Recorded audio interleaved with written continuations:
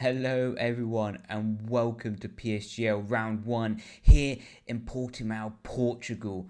Fantastic track, let alone to open up the calendar of racing here. It's going to be a sensational race. Qualifying is going to be critical here to get good track position. The slipstreaming and ERS battle in the race is going to be critical as well to nail. As well, possible undercuts and overcuts can work with different strategies, starting on the medium tyres or the soft tyres, depending on where you're on the grid.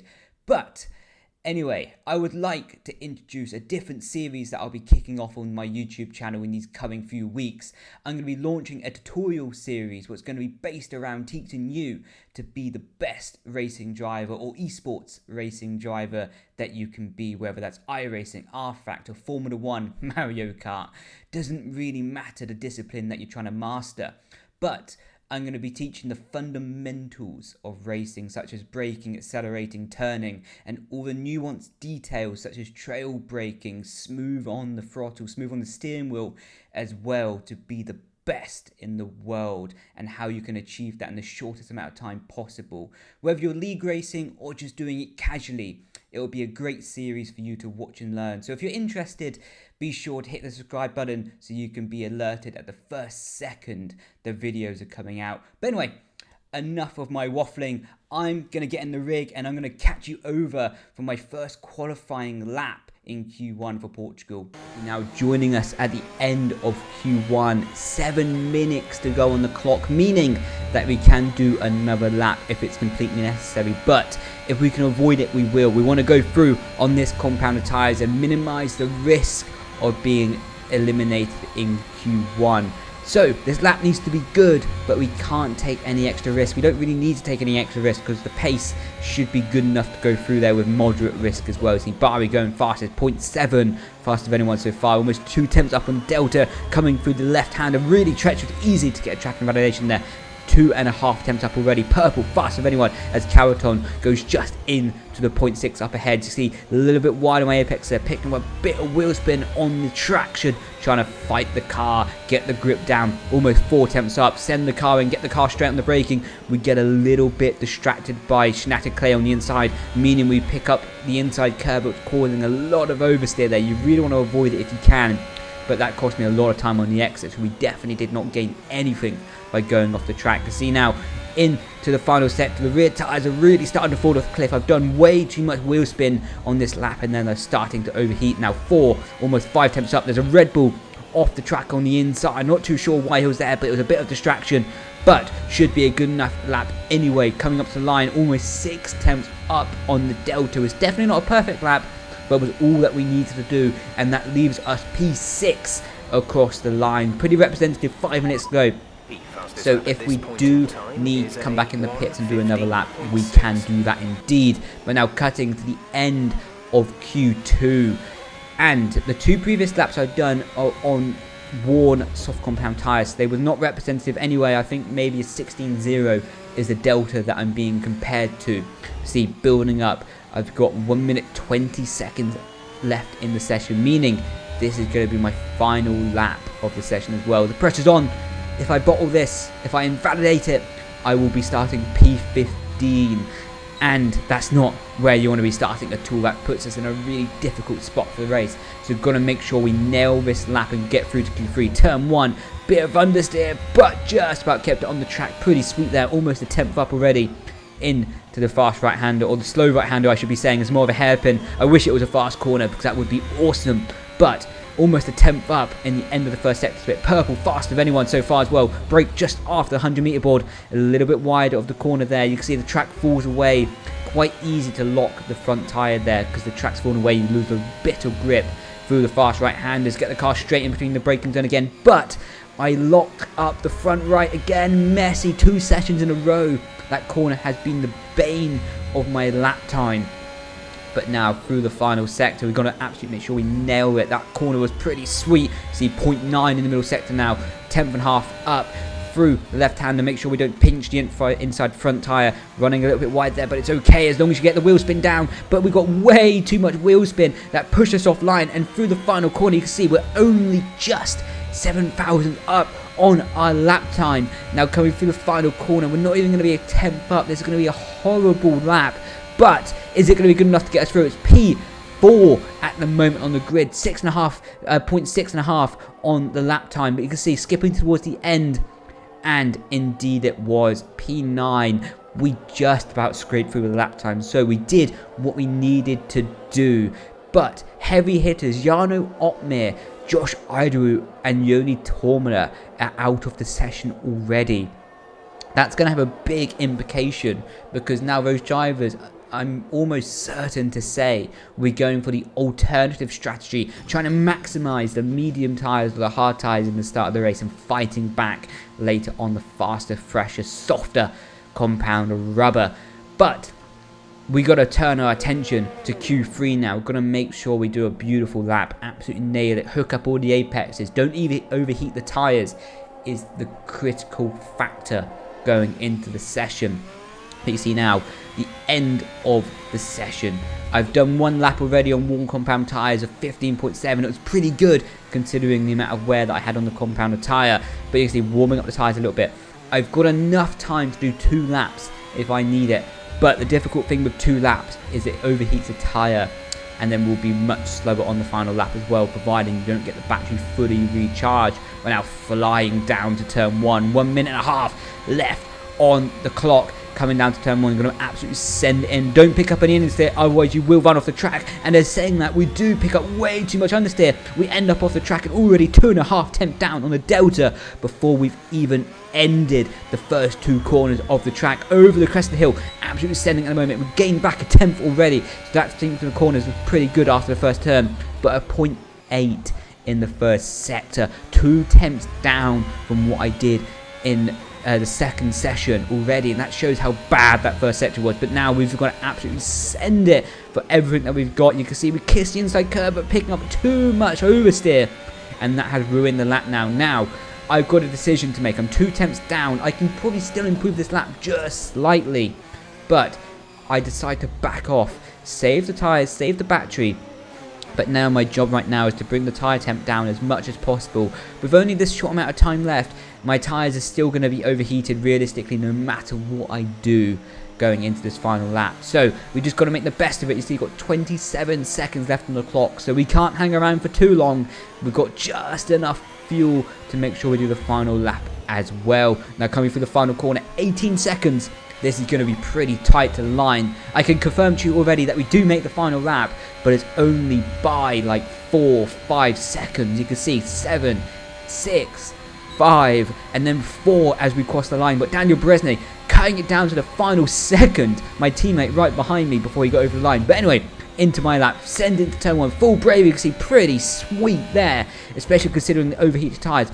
Now into the hairpin of turn 3, get the car rotated, pretty nice. Over the crest of the hill, you see a bit cautious with the curve on the inside, but still faster, half a tenth up. What's it going to be? A 5.95, fastest of the qualifying session we've done so far. See, hook up the curve beautifully, got amazing rotation there, pretty good traction as well. A tenth up on the delta through the double right-hander, what's caused us so much pain, so much trouble in this qualifying session so far. Pretty sweet there, pretty conservative, but you can see picking up good traction. But the tyres are overheating massively right now, so it's becoming a big problem for the grip. You can see the understeer as we just cannot get the tyres to bite into the road anymore. The understeer is building, the wheel spin is building. Now into the left-hander, critical not to lock up, and we lock up anyway.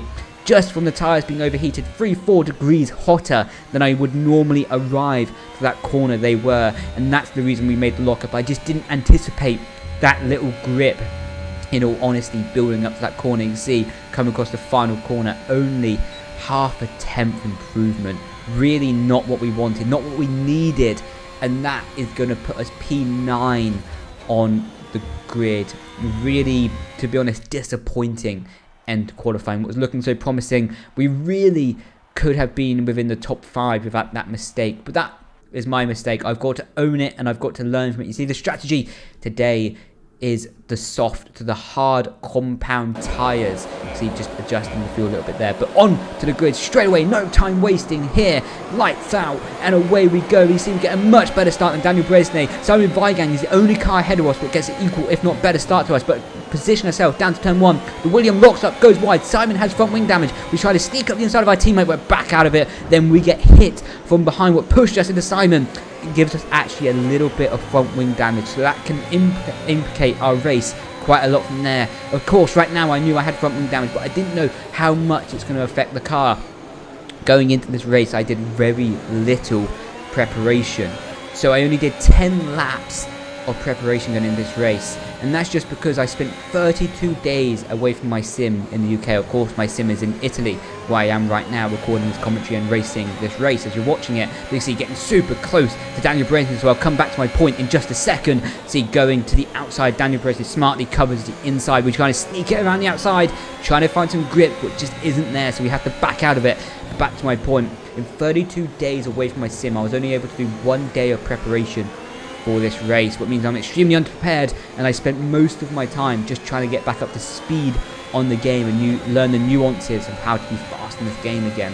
But anyway, we've got to settle into this race, and skipping on to lap 4, Daniel Brendon has overtaken Jake, and now we're closing into Jake quite a lot. I spent the first few laps of the race saving my ERS, saving my tyres as well, because I know it's going to become critical later. See Jake running wide in the first turn, clearly feeling quite a lot of pressure from us. See closing in under brake and picking up good traction as well over the crest of the hill. We get a bit of a better exit than him, only 2 tenths behind. We're pressing the battery and we sniff an opportunity, and we're going to send it down the inside. Big lock up on the front left, but we just about get it stopped, get the car rotated, and that is manoeuvre done up into P6 in the race. So we start to P9, already 3 positions in 5 laps. Now skipping on to lap 10, we've hunted down our teammate Daniel Brendon, and we're getting super close, only 2 tenths behind in the downforce affected sector of sector 3. Easy to lock up, easy to slide here in the dirty air. You see picking a much tighter line, trying to avoid the dirty air, and you see Daniel Brendon picking up so much understeer right now. We can get the car pointed and hard on the power, much better than him, much better exit, only 2.5 tenths out of the final corner. We will both have the DRS enabled though. You can see I'm starting to press the battery right in the slipstream. Daniel Brendon isn't going to defend, and he's going to give us the inside line. You can see we're going to take it. We just have to make sure we stop the car and don't run wide on the exit, and we don't. That's manoeuvre done on lap 11 of the race. So P9 to P5 within 11 laps of the race, and our pace is looking amazing. We're closing into the leaders hand over fist, especially the tyre saving that we did in early phases of the races is now really paying dividends. Now lap 12, Alvaro Caraton has gone for the undercut. He boxed on the end of lap 11. But you can see now closing down, only 6 tenths behind the podium runners. See, this race is really starting to come alive for us right now. You can see we prefer a bit of a tighter line in this corner. I don't really like to go so wide. For me, it makes the car quite oversteery on the entry, and that's not really something I like to deal with. But see, through the final sequence, we know we're boxing this lap, so we're just taking the maximum life out of these tyres that can be possibly taken out of them, getting every ounce of grip and performance. You see out the final corner, only 6 tenths behind Thomas, and that's pretty close considering where we came from at the start of the race. Then we're going to make the late decision to box. Thomas stays out, see late on the brakes, but we get it stopped nice and early to ensure that we do not take any pit lane speeding penalty. But now into our pit box, we will be taking the hard compound tyres, where everyone else has actually gone onto the mediums. And like I say, I didn't do that much preparation, so I went for the safe strategy. I thought the hard compound tyres would be the better tyre towards the end of the race, and that's why I went for them. But clearly the medium tyres were much better, hinting that everyone else went for them apart from me. So we've got a big job to do on this outlap, and I could see them already. You can see the tyres are not up to grip, up to temperature yet, so we're not providing any grip. Skipping to the end, well, the start of lap 14, see Daniel Brendon on the pit exit. You see Thomas right ahead, he's going to be slow on the exit. We know that. We open up the steering wheel, go to the outside, get the car straight for the braking zone, but we think better of trying to go around his outside there. We go for the switchback, and then we're going to try to go for the better exit over the top of the hill as well. But in the dirty air, we wasn't really able to do anything, and those medium tyres are already providing better grip than my hard compound tyres. He's braking late to see if we can sort of scare him into a mistake there, but nothing can be done. He held his nerve. But now my job, my really dependent job to sacrifice or to get anything back out of this race, sacrifice is not the right word, to salvage anything out of this race, is to hang on to the DRS for dear life from Thomas, Daniel as well, to make sure that we're close, we're in striking distance at the end of the race, when my hard compound tyres inevitably will be better than their medium compound tyres. You see, lap 15, Daniel Brezhney's all over the back of us, and we've actually fallen out of DRS and Thomas as well. And I remember Daniel Brezhney and Thomas were actually pressing their battery quite a lot, trying to get me out of their DRS in this moment of the race. You can see now we have got Jake catching back up to us on his medium compound tyres and flying past in the straight. Lap 18 of the race, and my job right now is to just hang on to the DRS, and I am able to hang on to the DRS in lap 29.